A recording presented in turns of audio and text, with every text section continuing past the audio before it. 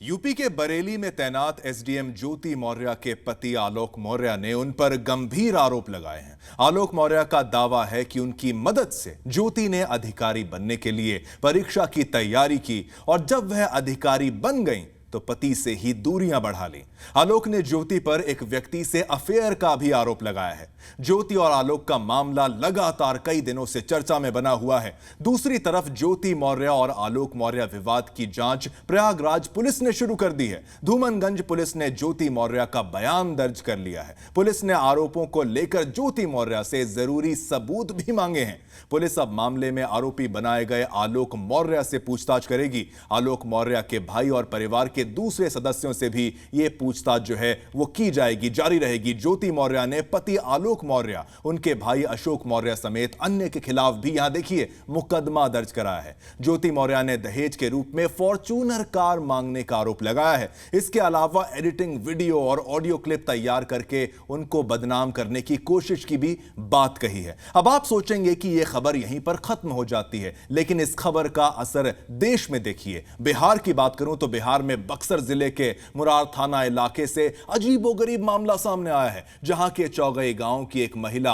अपने ही पति से इस बात पर नाराज हैं क्योंकि उसने उसकी पढ़ाई को रोक दिया है। महिला इस संबंध में एफआईआर दर्ज कराने भी थाने पहुंच गई। महिला ने पुलिस को बताया कि वह अपने पति की मदद से प्रयागराज में बीपीएससी की तैयारी कर रही थी। अब यह नया मामला और इससे जुड़े हुए तमाम मुद्दे, इसी पर चर्चा करने के लिए मेरे साथ एक्सपर्ट्स का पैनल जुड़ चुका है। मैं स्वागत करूंगा, हमारे वरिष्ठ संवाददाता मेरे साथ इस वक्त जुड़ चुके हैं। विशाल रघुवंशी, वो स्पेशल कॉरेस्पॉन्डेंट हैं, वो बताएंगे क्या है मामला और इससे जुड़े तमाम केसेस। और साथ ही साथ मेरे साथ इस वक्त मौजूद हैं रमाकांत गौर साहब, सीनियर लॉयर सुप्रीम कोर्ट से। बहुत बहुत धन्यवाद साहब, आपने समय निकाला। और साथ ही साथ बरकत रेहान, मेंस राइट्स एक्टिविस्ट। आप सभी का बहुत धन्यवाद। विशाल, सबसे पहले आपके पास मैं आना चाहता हूं, क्या खबर है? ज्योति मौर्य, आलोक मौर्य की खबर शुरुआत यहां से होती है और ऐसे तमाम मामले जो हैं वो सामने आने लगते हैं। क्या देश में एक ट्रेंड तो नहीं शुरू हो गया है? आपकी रिपोर्ट सर। देखिए, बिल्कुल, चूंकि आलोक मौर्य और ज्योति मौर्य का जो मामला है वो कहीं ना कहीं से उन महिलाओं के लिए भी थोड़ा सा चिंता का सबब बनता जा रहा है जो महिलाएं शादी के बाद कुछ करना चाहती हैं, पीसीएस या आईएएस की तैयारी कर रही हैं, लगातार वो जो है तमाम अलग अलग शहरों में रह रही हैं। ये एक, अगर आप देखिए तो आजकल सोशल मीडिया पे एक बड़ा अच्छा जो है मीम भी चल रहा है जिसमें ये कहा जा रहा है कि किसी को जो है हीरा ठाकुर हर किसी को नहीं बनना है, अपनी पत्नियों को लोग वापस बुला ले रहे हैं। इस तरह की चीज़ें भी जो हैं सामने आ रही हैं। हालांकि कुछ जगहों पर जरूर ये मजाक है, लेकिन कुछ जगहों पर सीरियसली इस तरह की चीज़ें देखने को मिल रही हैं। और आलोक मौर्य और ज्योति मौर्य की अगर हम बात करते हैं तो इस पूरे मामले को लेकर जाँच शुरू हो चुकी है। सबूत मांगे गए हैं ज्योति मौर्य से। ज्योति मौर्य का इस बीच एक बयान भी आया है जिसमें ज्योति मौर्य ने ये कहा है कि ये अधिकारी और कर्मचारी का विवाद नहीं है, ये पारिवारिक विवाद है और रिश्ते खराब होने की कुछ अन्य वजह भी हैं। लेकिन एक आप पूरा सर्कमस्टेंसेस देखिए और आलोक मौर्य का बयान सुनिए, ज्योति मौर्य की बात देखिए, तो कहीं ना कहीं से जो ये कहा जा रहा है कि आलोक मौर्य ने उसको पढ़ाया, उसके लिए संघर्ष किया, उसके बाद जब वो अधिकारी बन गई तो वो उसके साथ धोखा कर दिया, तो ये तमाम ऐसी चीजें हैं जो साफ कर रही हैं कि ये बिल्कुल फिल्मी कहानी की तरह जो है दिखाई पड़ती हैं। और यही वजह है कि अब इस तरह के मामले में बढ़ोतरी हो रही है। और उत्तर प्रदेश की अगर हम बात करते हैं तो ये कोई बहुत पहला ऐसा मामला नहीं है। उत्तर प्रदेश में इस तरह के कई मामले पहले भी आए हैं। एक आईएएस दूसरे आईएएस का जो है कि शादी करती है, नहीं पढ़ती है, जो है तलाक हो जाता है। और उत्तर प्रदेश में इस तरह की कई चीजें हुई हैं कि आईएएस की पत्नी आईएएस है और उसकी शादी जो है वो दूसरे आईएएस से हो जाती है। वो जो है अपने पहले पति जो आईएएस है उसको छोड़ देती है। तो इस तरह के कई चीजें हैं। कई ऐसे आईएएस अधिकारी हैं जिनकी पत्नी आईएएस है और पता चला कि उस आईएएस अधिकारी की का अफेयर कहीं और चल रहा है और इसी वजह से दोनों के बीच में तलाक हो जाता है।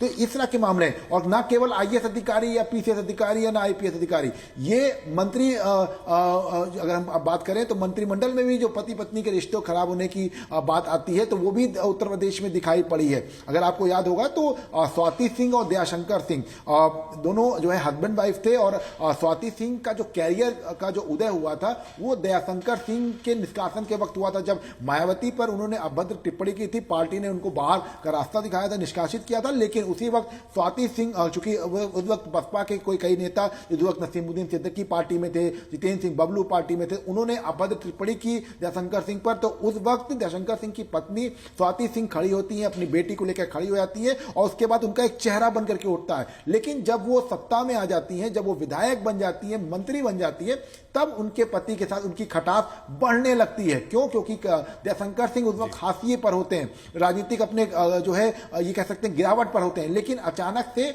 उन 5 सालों में 5 साल के बाद राजनीति करवट लेती है। दयाशंकर सिंह अपनी पत्नी का टिकट कटवा देते हैं और खुद, चूंकि ये होता है कि परिवार से एक व्यक्ति को टिकट मिलेगा, तो दयाशंकर सिंह टिकट पाने में कामयाब होते हैं और मंत्रिमंडल का चेहरा हो जाते हैं। तो अब स्वाति सिंह के साथ उनका तलाक ऑफिशियल हो गया है। लेकिन ये रिश्ते ऐसे खराब हुए हैं, तो इसमें आप कहीं ना कहीं से किसी पर कह सकते हैं कि कहीं ना कहीं से इस तरह की चीजें होती हैं, जो एक महत्वाकांक्षाएं बढ़ती हैं, उसकी वजह सबसे बड़ी होती है। क्योंकि एक आदमी सामाजिक ताना बाना जो होता है उसमें अपने आप को एडजस्ट करने की कोशिश करता है और ये पाता है। विशाल, आप ये कह रहे हैं कि ये एक लौता मामला ऐसा नहीं है, ऐसे कई मामले होंगे जो कि सामने नहीं आए हैं, ऐसे बहुत से मामले होंगे जो सामने आने बाकी हैं और ऐसे तमाम ऐसे केसेस जिनके बारे में बताया जा सकता है, चर्चा की जा सकती है। लेकिन इसमें अभी तक का जो अपडेट था वो इतना ही है कि दोनों तरफ से, मैं आपसे पूछना चाहता हूं, दोनों तरफ से केवल आरोप लगे हैं, कुछ प्रूफ तो अब तक नहीं हुआ है ना विशाल?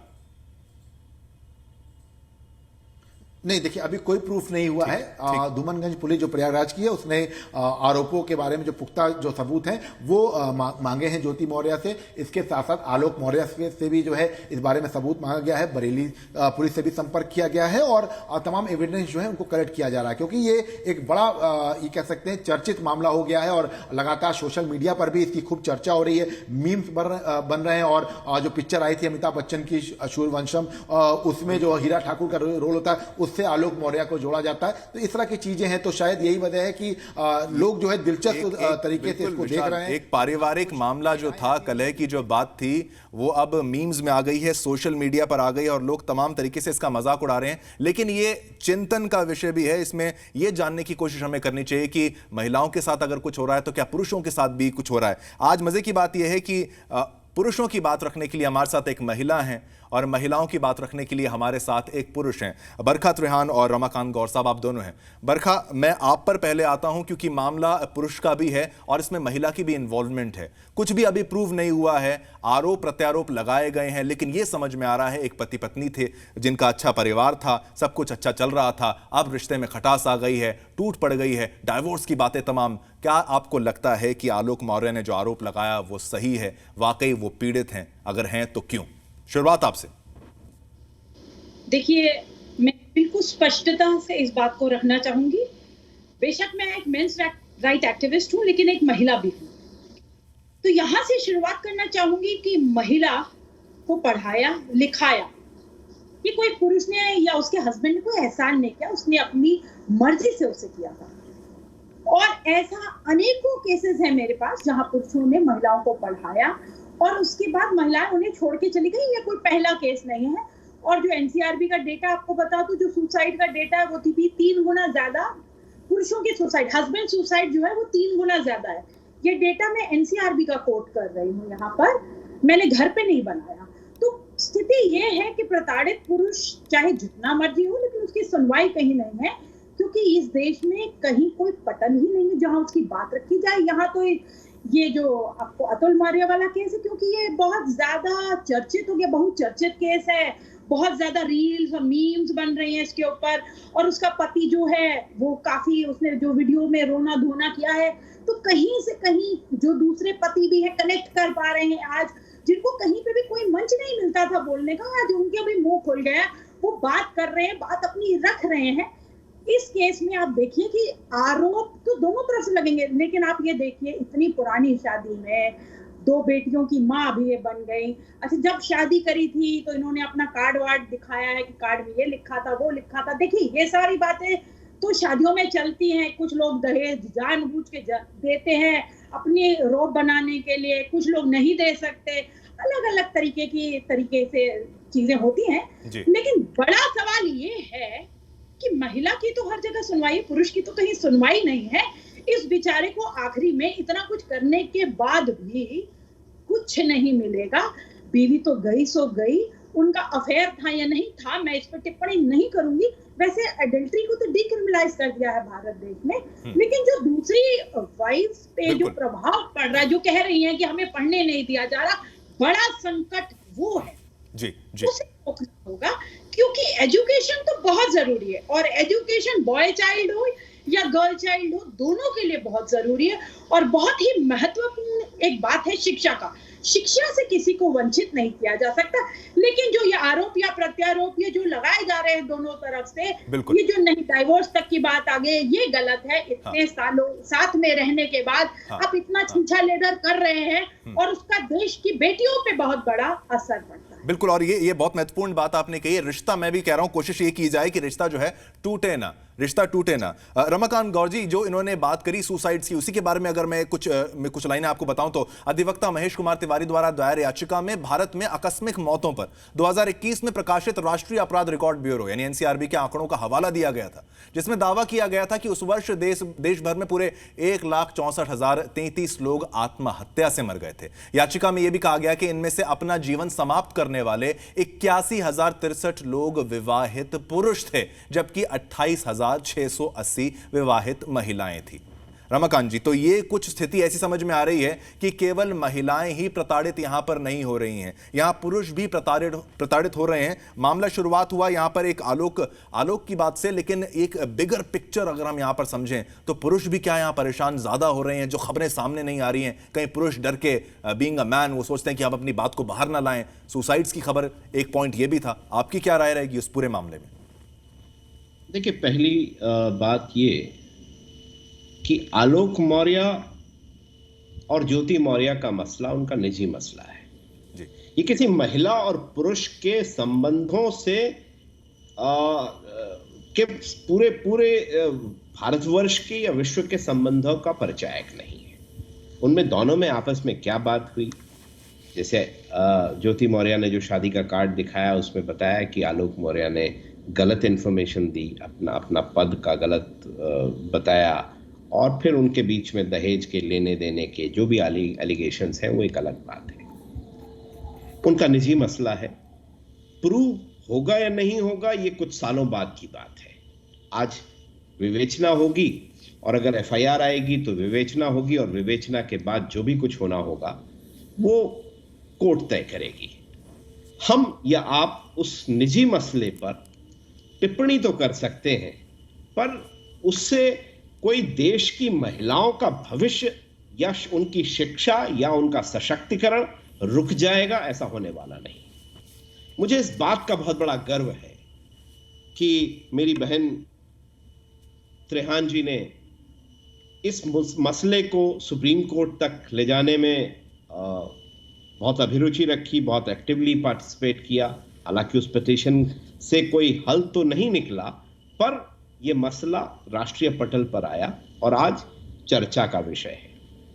मुझे इस बात का बहुत बड़ा गर्व है, मैं सुसाइड पर आऊंगा जी। मुझे इस बात का बहुत बड़ा गर्व है कि इस देश की राष्ट्राध्यक्ष द्रौपदी मुर्मू है, प्रतिपक्ष की नेता सोनिया गांधी है, प्रियंका गांधी एक महिला होने के कारण और एक बहुत सशक्त युवा नेता है।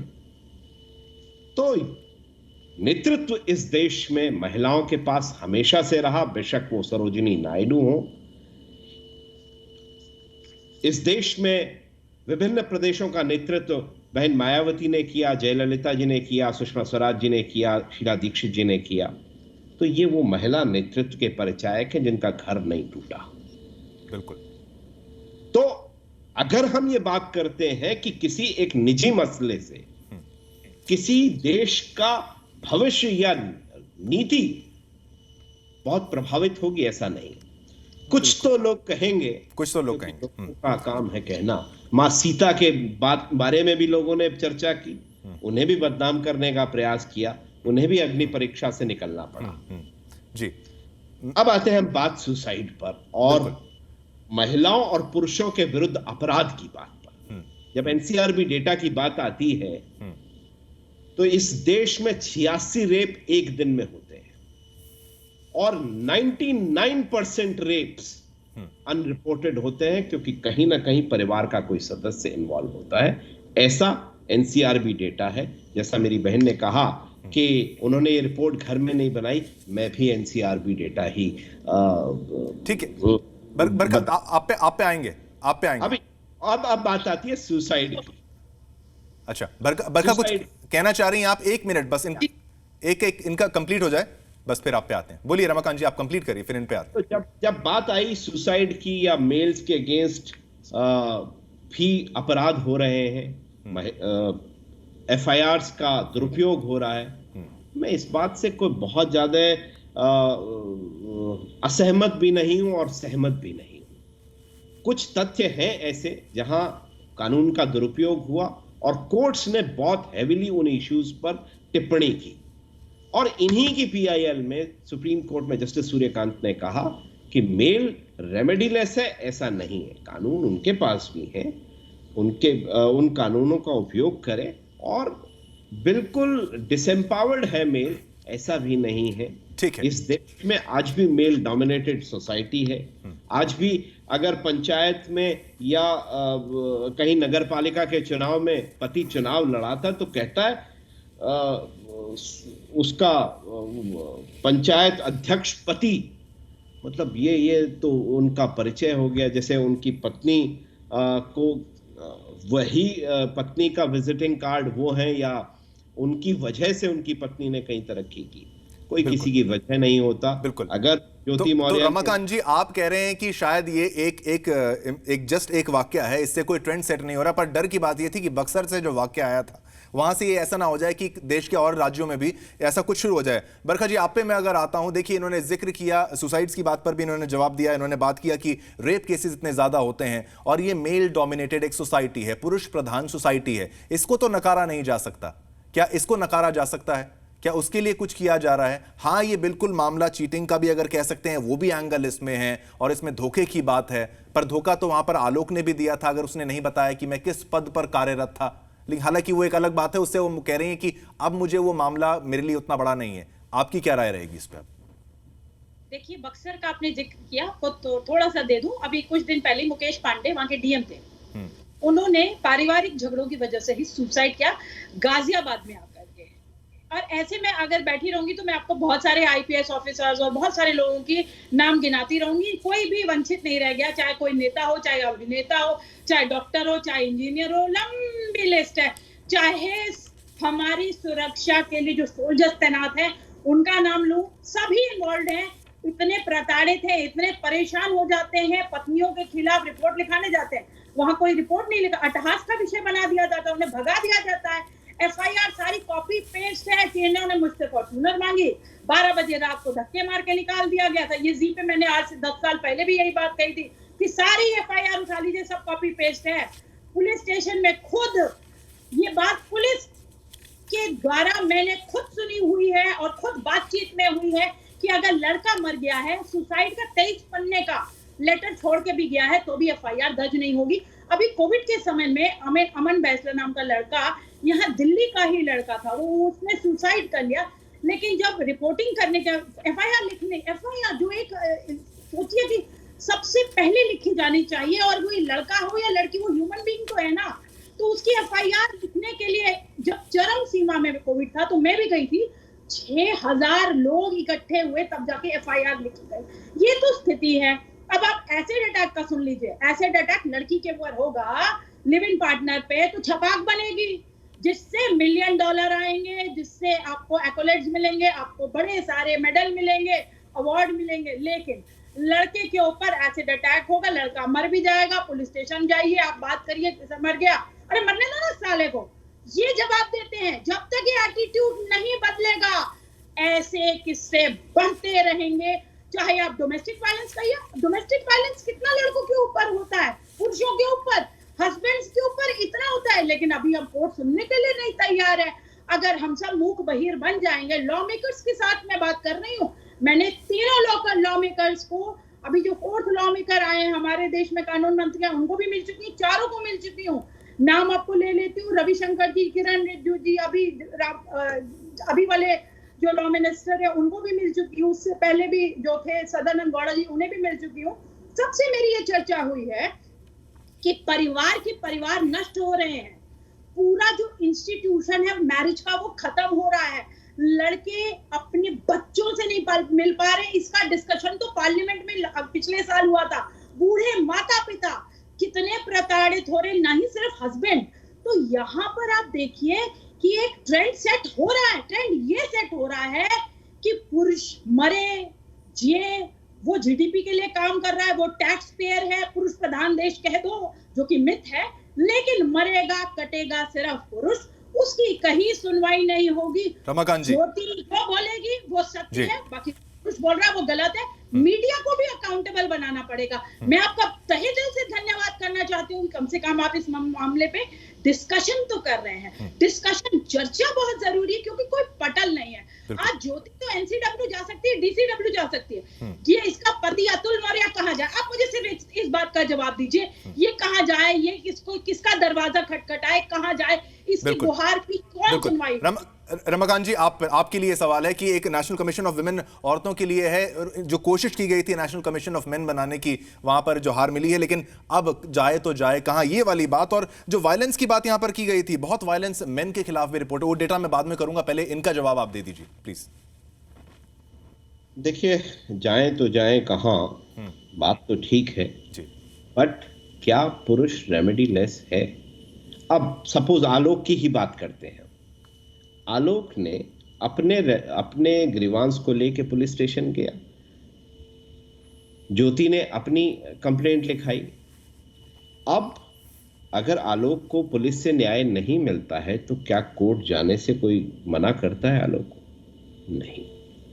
ये बात बिल्कुल ठीक है बरखा जी की कि एक एफआईआर लिखवाना बहुत बड़ा काम है इस देश में। बड़ी बड़ी बातें की जाती हैं, बट एफआईआर एक लिखी जाए ऐसा बहुत जल्दी संभव नहीं है।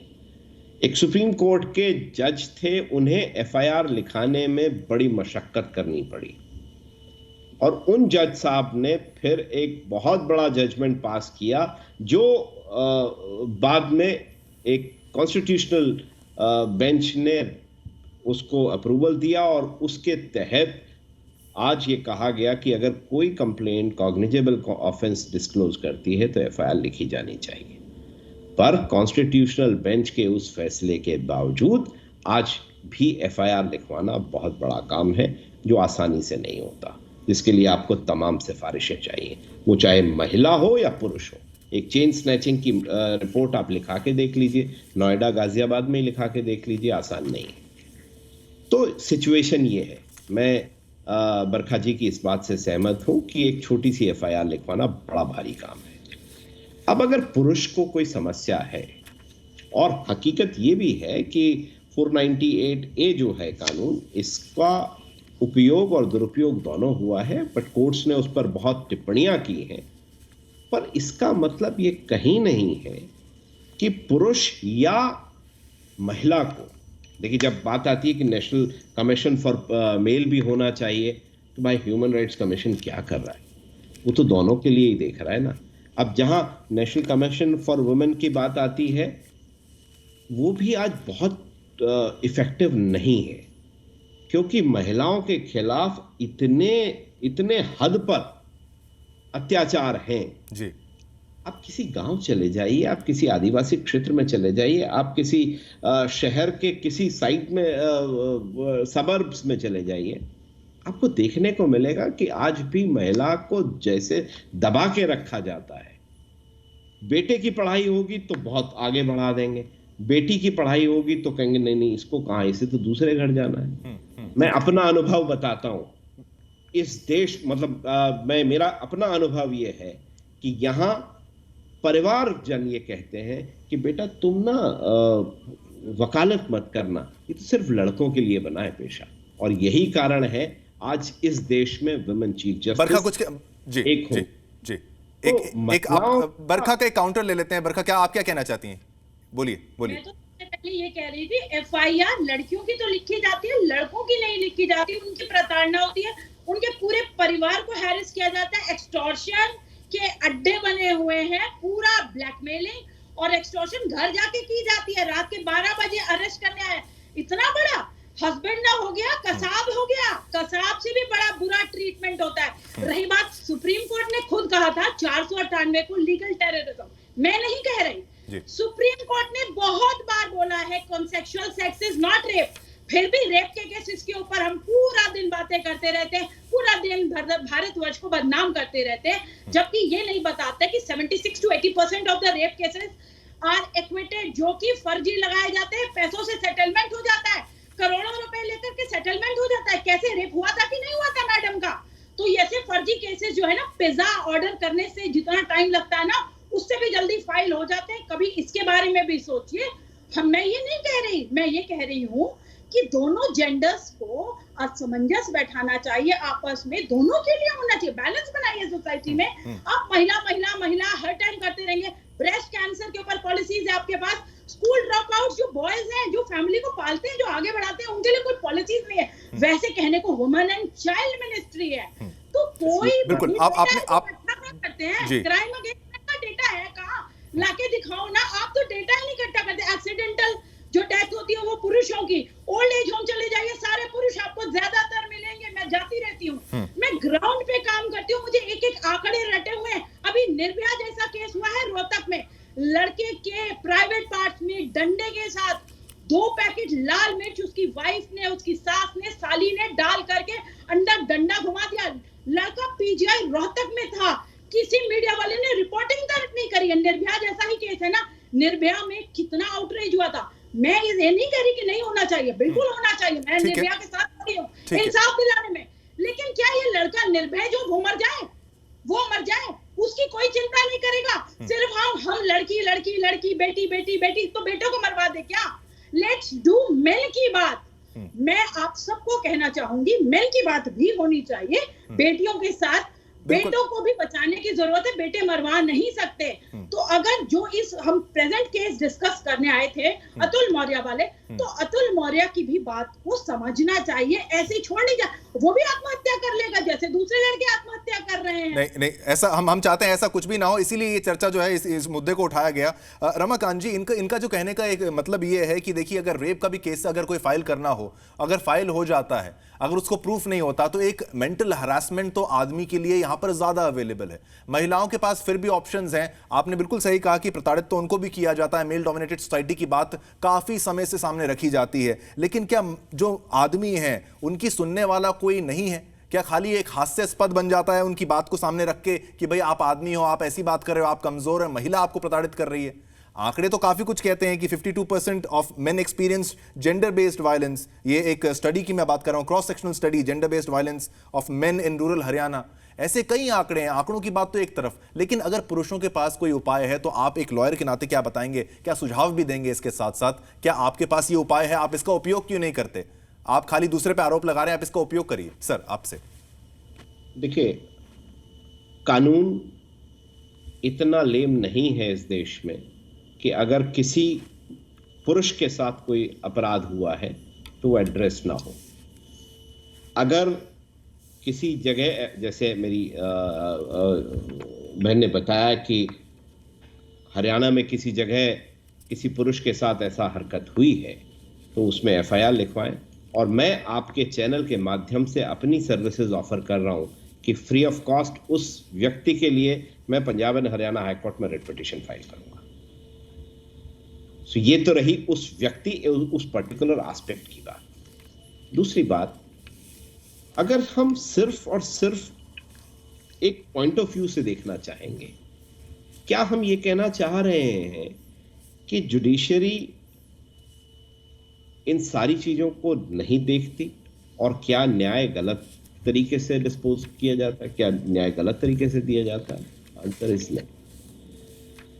अगर किसी पुलिस वाले ने कोई काम नहीं किया, जुडिशरी डिसएम्पावर्ड नहीं है इस देश की। इस देश की जुडिशरी ने प्रदेश और देश की सरकारों को भी झुकाया है न्याय की बात के आगे। तमाम मुद्दे ऐसे हुए हैं जहां जुडिशरी ने बहुत स्ट्रांग होल्ड लिया। अब अगर हम महिलाओं के खिलाफ और पुरुषों के खिलाफ अपराधों के आंकड़े देखते रहेंगे तो आंकड़े तो बहुत कुछ कहते हैं।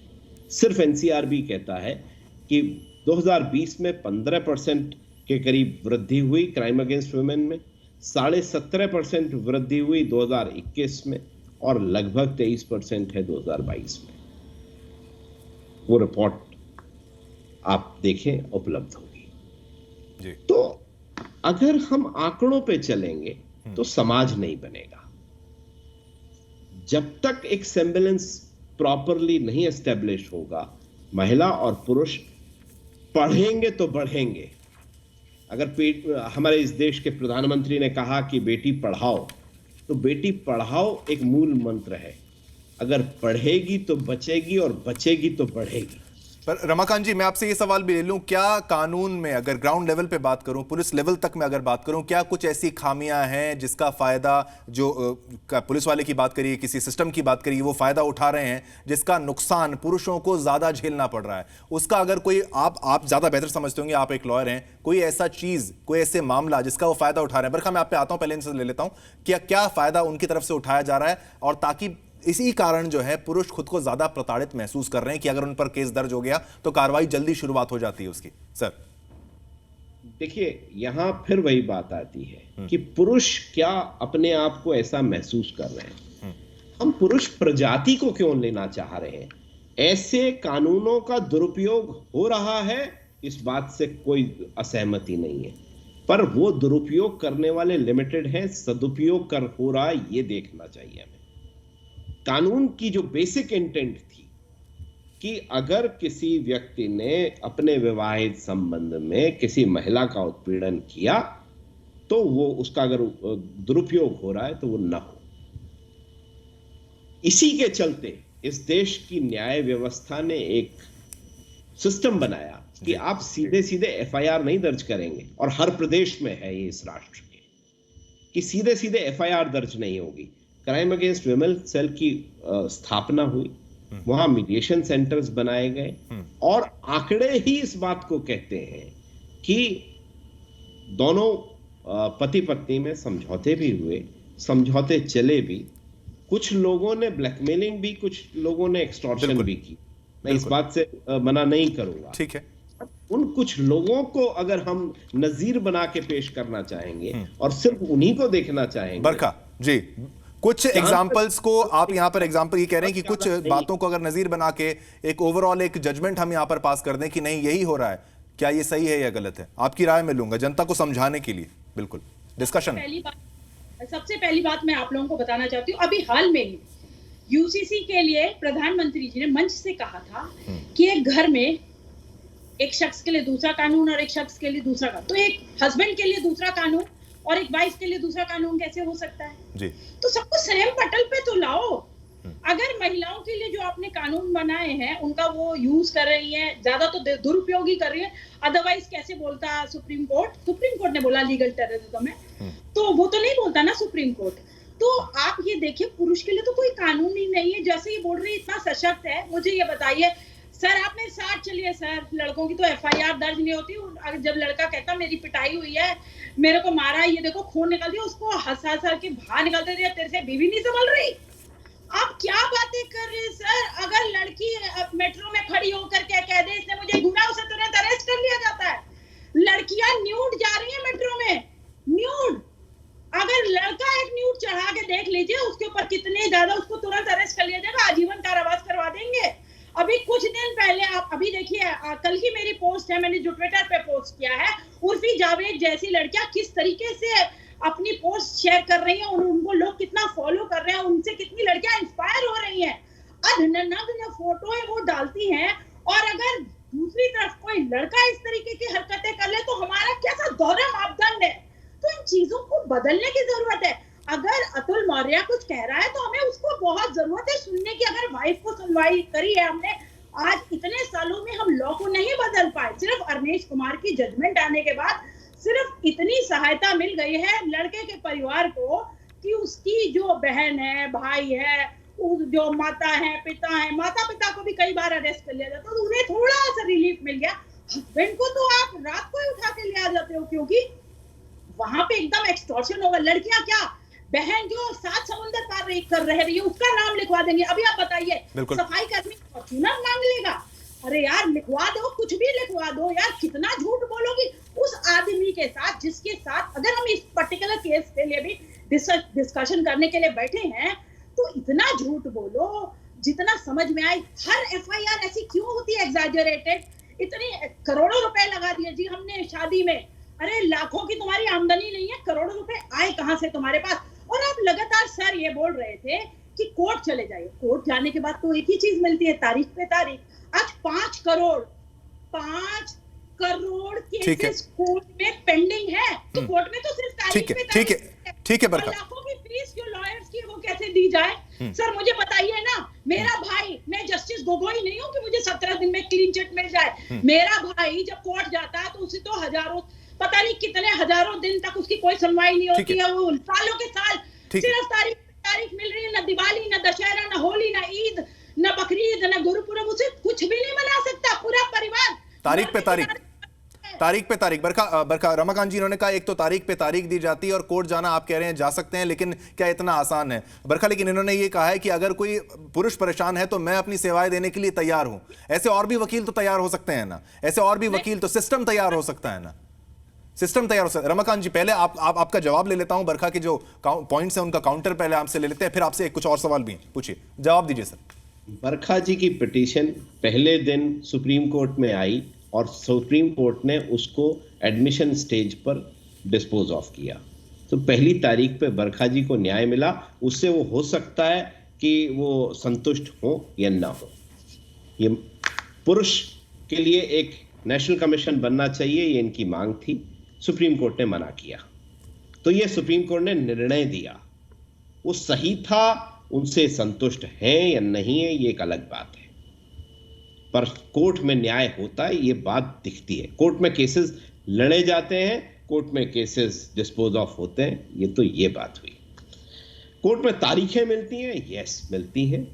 आज हम जिस देश में रहते हैं उस देश में 10 लाख लोगों पर एक मैजिस्ट्रेट है और वो एक मैजिस्ट्रेट की अपनी सीमाएं हैं। एक मैजिस्ट्रेट दिन में लगभग 50 से 70 केसेस सुनते हैं। 30 से 40 केसेस कम से कम किसी भी एक मैजिस्ट्रेट की कोर्ट में, जो दिल्ली की बात, मेट्रोपॉलिटन की बात कर रहा हूं मैं, कि दिल्ली में 40 से 50 केस दिन में ट्रायल के लगे होते हैं और मिसलेनियस पार्ट में 2 बजे के बाद इतनी ही लगभग एप्लीकेशंस लगी होती हैं जो एक मैजिस्ट्रेट डिस्पोज ऑफ करते हैं। आप विभिन्न प्रदेशों में चले जाएं, 100 से ज्यादा मुकदमे एक दिन में लगे होते हैं। अब एक मैजिस्ट्रेट के पास बड़ी लिमिटेड सी साधन है, वो उन साधनों में कितना काम कर पाते हैं ये हमको बहुत प्रैक्टिकली भी देखना होगा। एक सिस्टम पर ओवरलोड है, पॉपुलेशन कितनी है, क्या कोर्ट्स में, मतलब मैं तो आपको अपना अनुभव बताता हूं, यस ये तारीख पे तारीख बहुत सारे केसेस में हमारे यहां भी हुई, बट मैं कुछ केसेस में हाई कोर्ट गया, अगर किसी लोअर कोर्ट में था तो हाई कोर्ट गए और हाई कोर्ट ने ये डायरेक्शन दी कि इसको एक्सपीडिशियसली 6 महीने, 3 महीने, 2 महीने या 1 साल या 1.5 साल में खत्म करिए। मैं अगर 2023 की बात करूं तो मैंने अपने केसेस में ही कई ऑर्डर्स ऐसे लिए कि जिसमें कॉन्स्टिट्यूशनल कोर्ट्स ने कहा इसको एक्सपीडिशियसली डिस्पोज ऑफ कीजिए।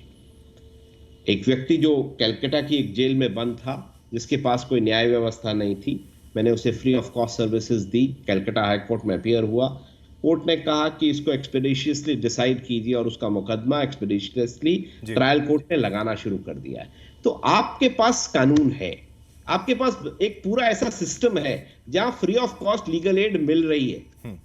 लीगल एड के लिए पूरे सिस्टम्स बने हुए, तो सिस्टम्स को अवेल कीजिए। आप बहुत ज्यादा नहीं, बट आप देखिए कि जेल से बहुत लोगों को free of cost legal aid दी जाती है जी। और लोगों को न्याय मिल रहा है। ठीक, तो इतना बुरा भी हाल नहीं है। हम सिर्फ कंप्लेंट्स देखेंगे तो बहुत खराबी दिखेगी, अच्छाई देखेंगे तो अच्छाई मिलेगी। रमाकांत जी, बरखा आपका काउंटर, आप कुछ कहना चाहती थी, पहले आपसे कमेंट। 22 थप्पड़ सादत अली को लखनऊ की रेड लाइट पे पड़े थे और उसका केस पूरे देश में बहुचर्चित केस था। आज की स्थिति देख लीजिए, उस लड़के को कहीं न्याय नहीं मिला, न लड़की के खिलाफ एफआईआर हुई, वो लड़का चुपचाप खड़ा था, सादत अली टैक्सी ड्राइवर।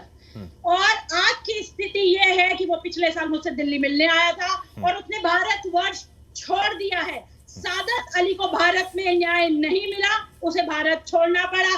जोमैटो वाले लड़के का केस बहुचर्चित था। मैं आपको कुछ बहुचर्चित केस बता रही हूँ। बैंगलोर में वो रहता था, उसको जोमैटो ने काफी परेशान किया। अभी की स्थिति है कि अभी भी बस वही चल रहा है, केस चल रहा है कोर्ट में, बस तारीख पे तारीख मिल रही है। लड़के की आपको स्थिति समझ ही आ जाती है, जैसे ही कोई केस आता है लड़के की नौकरी चली जाती है। इसी सिलसिले में मैंने एक डॉक्यूमेंट्री फिल्म भी बनाई हुई है, द कर्स ऑफ मैनहुड, जो मेरे यूट्यूब चैनल पर डली। अगर आप चाहें तो देखना चाह सकते हैं, देख लीजिए। आपको अनगिनत एग्जांपल्स दे सकती हूँ जो बहुचर्चित है, लेकिन इनकी तो सिर्फ थोड़ी बहुत। तो बरखा जी, आपकी डिमांड क्या है? आप अगर एज एन एक्टिविस्ट आप एज एन एक्टिविस्ट डिमांड करते हैं कि ये कमी मैंने देखी है इतने सालों के अनुभव के बाद, तो आप अगर डिमांड करिए सरकार से। आप क्या डिमांड करना चाहती हैं? लॉ से क्या डिमांड करना चाहती हैं? सिस्टम से? तो सर मेरी तो डेकेड ओल्ड डिमांड है, जेंडर न्यूट्रल लॉज, सबके लिए एक समान कानून, चाहे महिला हो, चाहे पुरुष हो, चाहे ट्रांसजेंडर हो। दूसरी, एक men's commission. Data data data data है कहाँ?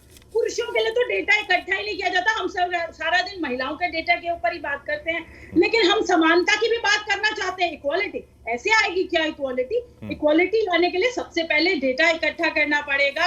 हमें साइकोलॉजी, मेल साइकोलॉजी को समझना पड़ेगा। हर वक्त हम मेल बैशिंग नहीं कर सकते।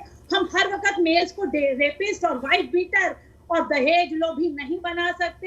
वो दहेज लोभी नहीं है। पुरुष भी उतने ही खूबसूरत है, उतने अच्छे हैं समाज के लिए जितनी की महिलाएं हैं। बेटे और बेटियों दोनों में समानता बनाने की बहुत जरूरत है। समानता की बात आपने की। रमाकांत जी, आपका एक काउंटर इस पे लेता हूं, फिर एक सवाल आपसे और लूंगा, फिर इसको समाप्त करेंगे सर, प्लीज। देखिए, समानता का अधिकार संविधान देता है, और मैं रिपीटिशन की कॉस्ट पे कहूंगा कि हमारे सिस्टम्स इतने कमजोर नहीं हैं। यही बात सुप्रीम कोर्ट ने इनकी पिटीशन में भी कही। इनका प्रयास सराहनीय है कि पुरुषों के लिए बहुत अच्छे से काम कर रही हैं, करना चाहिए। मैं तो इनको जो मदद पर्सनली इंडिविजुअली दे पाऊंगा, मैं कहता हूं कि भाई अगर कुछ मुकदमे में आपको ऐसे लोगों को मदद कर पाऊं, मेरा सौभाग्य होगा। बट मैं ये नहीं मानने को तैयार हूं कि पुरुषों की कोई सुनता नहीं और महिलाओं की वजह से लोगों को सजाएं हो जाती हैं। इस देश की कोर्ट्स इतनी खराब नहीं है। हो सकता है पुलिस में कुछ ऊपर नीचे हुआ। जी, फिर पुरुष इतना सुसाइड दर क्यों बढ़ता जा रहा है? 3 गुना हो गई सुसाइड रेट, 3 गुना हो गई सर। क्यों? सुसाइड की जहां तक बात की जाती है, आपकी बात बिल्कुल ठीक है। मैं आपके इशू को बिल्कुल साइकोलॉजिकली एड्रेस करूंगा।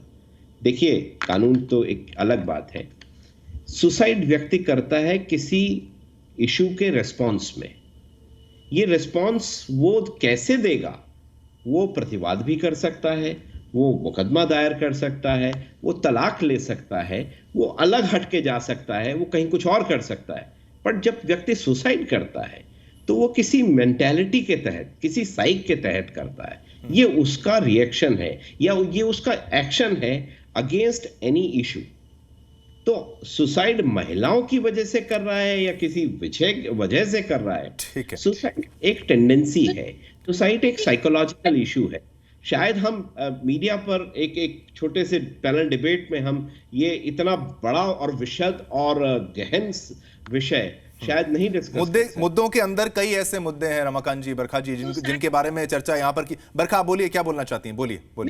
सुसाइड वो फैमिली इश्यूज की वजह से ही करता है, यही एक कारण है। इसी को एड्रेस करने की जरूरत है। मैं सरकार धन्यवाद करती हूँ, और ऐसे लोगों को आना चाहिए आगे जो हम सब के एक साथ मदद कर सके। पुरुषों के साथ भी प्रताड़ना आ रही है, उसके खिलाफ आवाज उठाइए। अभी तो मोदी जी ने बहुत अच्छा कहा है कि एक घर में अलग अलग कानून नहीं हो सकता, तो समानता की बात करेंगे। लेकिन कभी हमने फॉल्स अक्यूजर को सजा दिलाई है? सर से रिक्वेस्ट है कि फॉल्स अक्यूजर जो महिलाएं हैं फर्जी केस डाल देती है, हमारी तो सिर्फ यही मांग थी कि उन्हीं को, बलात्कारी को हम एक सुर से कहते हैं ना, हैंग द रेपिस्ट, तो hang the false accuser also. लेकिन अगर किसी ने बोला हैंग द फॉल्स अक्यूजर, तो सारे सिंपैथाइजर्स आ जाएंगे और बोलेंगे नहीं नहीं नहीं, ये तो बड़ा विषय।